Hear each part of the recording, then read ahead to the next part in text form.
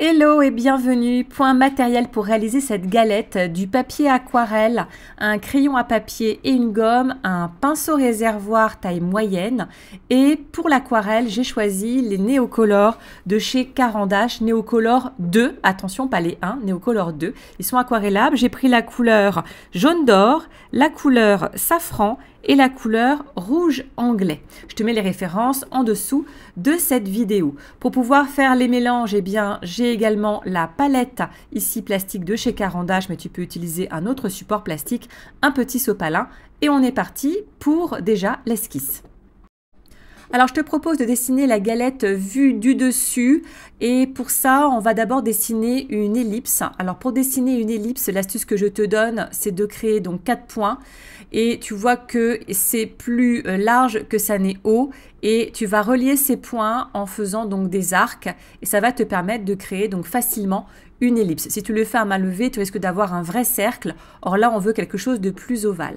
Ensuite, on va créer 2 bords et puis l'épaisseur de la galette. Et pour donner plus de réalisme encore, je vais faire voilà, un petit raccourci vers le fond pour donner plus de profondeur et donc plus de perspective.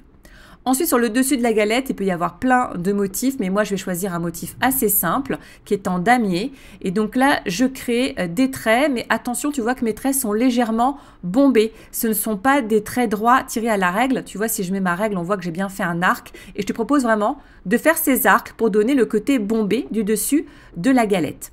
Ensuite, sur les bords, eh bien, finalement, la galette, elle n'est jamais complètement parfaite, parfaitement ronde.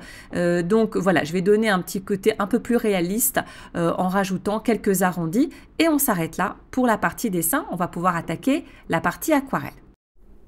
Alors, si tu utilises comme moi les Neocolor 2 ou des crayons aquarelles, je t'invite à vraiment avoir une palette sur laquelle tu vas pouvoir gratter la mine pour pouvoir travailler ensuite avec les différents pigments. Je mets une petite goutte d'eau sur chaque couleur et tu vois que je tire vers la droite en rajoutant de l'eau. J'exerce une petite pression sur mon pinceau réservoir. Ça me permet d'obtenir, en l'occurrence là, à partir de la première couleur qui est la couleur jaune d'or, un jaune assez clair. Je vais pouvoir mettre ce jaune clair sur l'ensemble de la galette, mais je ne vais pas tout colorier. Je vais faire attention de colorier, on va dire, chaque partie du damier en laissant le bord un petit peu blanc. Je pense que tu le vois très bien à la vidéo. Ça va vraiment donner, quand on a en fait une galette, elle est creusée par les sillons réalisés au couteau avant de la mettre au four et il faut vraiment que ces sillons puissent apparaître. C'est pour cette raison que je ne colorie pas tout en jaune clair et que je m'attache à vraiment faire, tu vois, des petits losanges dans chaque partie du damier. Je pars du principe que la galette, elle est très éclairée à droite et moins à gauche. Et pour cette raison, sur les losanges à droite, tu vois que je rajoute encore, je laisse un petit peu de blanc dans mes losanges. Ensuite, pour la partie donc de l'épaisseur, là aussi, je vais laisser du blanc. Ça permet vraiment de donner de la texture aussi, parce que si tu coloris tout, ça va être très à plat et on n'a pas l'effet de relief et de texture. Pendant que c'est humide, je vais travailler avec ma deuxième couleur. Là aussi, tu vois que je l'ai légèrement diluée avec mon pinceau et je vais venir positionner donc cette deuxième couleur qui est la couleur safran sur la partie gauche de chaque losange. Donc, je ne repasse pas sur tout le jaune, mais juste un petit peu à gauche. Tu vois mon geste.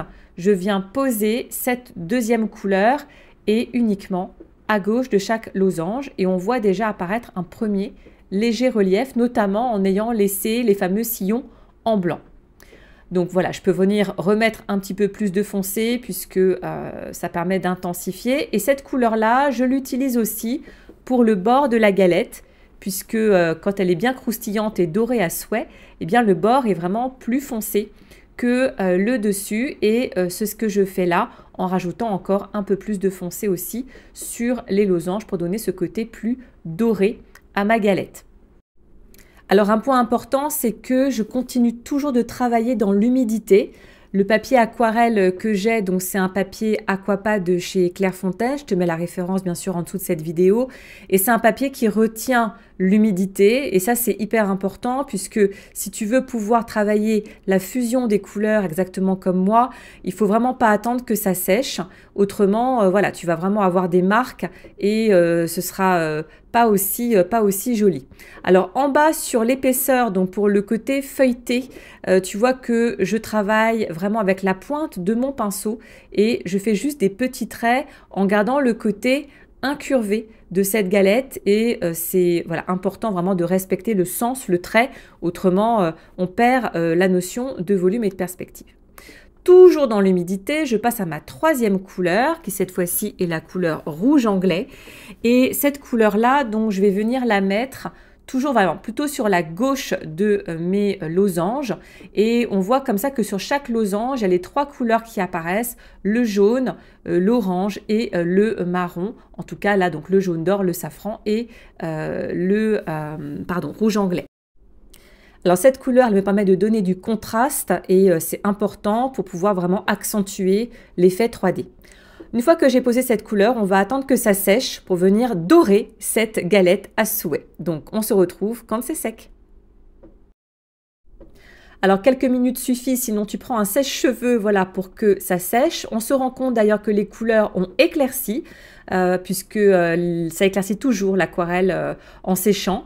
Et maintenant que tout est sec, on va pouvoir appliquer la technique qu'on appelle du glacis. Donc là, tu vois que sur ma palette, je viens de mélanger du safran avec du jaune d'or et donc j'ai une couleur un petit peu orangée qui ressort. Et cette couleur, je vais pouvoir l'appliquer par-dessus chacun de mes losanges. Alors quel est l'intérêt de cette technique-là? Et déjà, c'est qu'on n'est plus du tout en fusion. On vient poser une couleur par-dessus des couleurs qui sont sèches et donc on ne va pas créer de mélange. Et ça permet de venir mettre comme un filtre par-dessus les couleurs déjà posées. Et tu vois là très nettement que à gauche par rapport à droite, on a ce côté doré de la galette qui ressort. Et c'est tout l'intérêt donc de la technique du glacis, c'est qu'on ne perd pas la transparence, on garde les couleurs que j'ai posées en dessous, mais on ne vient pas se mélanger. Et donc on n'a pas d'effet boueux. Parfois c'est un souci qu'on rencontre quand on est débutant. Et voilà, j'espère vraiment que ça t'aide voilà, dans la réalisation de cette galette. Et je vais donc finir à droite. Par contre, les sillons, je les laisse bien en blanc. C'est très important hein, de bien respecter ces sillons pour toujours vraiment donner le côté texturé de la galette. Et on termine avec toujours ce même mélange, y compris sur la tranche de cette galette, donc dans son épaisseur, pour pouvoir le donner aussi ce côté doré de la galette. On va attendre à nouveau que ça sèche avant bien d'aller vers les finitions, cette fois-ci directement avec le crayon. On se retrouve à nouveau quand c'est sec. Dernière étape que je te propose, c'est d'utiliser directement le Neocolor 2 plutôt que de le travailler de manière aquarellée, et bien de travailler directement avec la pointe de ce crayon sur ta galette et ça va permettre voilà, d'apporter encore une petite touche de contraste sur vraiment donc la tranche avec quelques traits à gauche et à droite et puis ensuite plus sur la gauche du dessus de la galette quelques traits un peu plus foncés puisque une fois de plus la lumière venant de la droite, l'idée c'est d'apporter plus de foncé sur la gauche. Là il faut vraiment y aller en douceur, hein, c'est pas la peine d'en mettre beaucoup mais quelques petits traits, bah voilà, c'est ce qui va faire la différence et donner à cette galette un aspect vraiment très naturel, très réaliste, très gourmand. N'hésite pas à me partager tes réalisations ou me poser tes questions en commentaire. Et si ce contenu te parle et te plaît, eh bien abonne-toi pour encore plus de conseils et de tutos pour pouvoir booster ta créativité.